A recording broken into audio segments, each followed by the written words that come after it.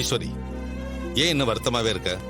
அதான் பிரச்சனையெல்லாம் முடிஞ்சு கோயில்ல பூஜையும் நல்லபடியா முடிஞ்சிருச்சுல்ல, இன்னும் ஏன் அதையே நினைச்சிட்டு இருக்க?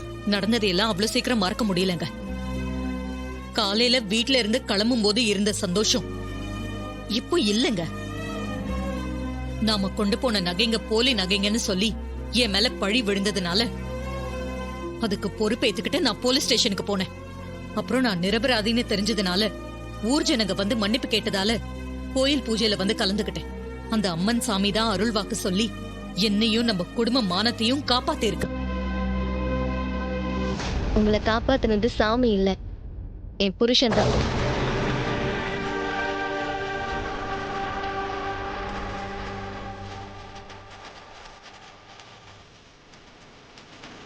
என்ன சொல்ற?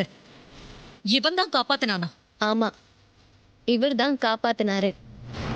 இவர் தான் பூசாரி கிட்ட சாமி வந்த மாதிரி நடிக்க சொல்லி அருள் வாக்கு சொல்ல வச்சு உங்களை காப்பாத்தினாரு. என்னம்மா சொல்ற? எல்லாத்தையும் செஞ்சது மாப்பிள்ள தானா? என்ன நடந்துச்சுன்னு கொஞ்சம் விளக்கமா சொல்லுமா.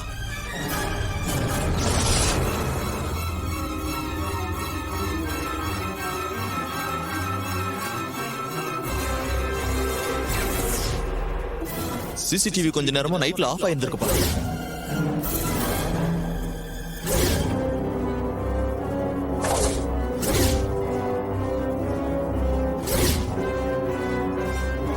நகை ஆசாரியர் திரும்ப வர சொல்லி நகைகளை சோதனை போட சொல்லுங்க. இந்த நகைங்க எல்லாமே ஒரிஜினல் தான், டூப்ளிகேட்டே இல்ல.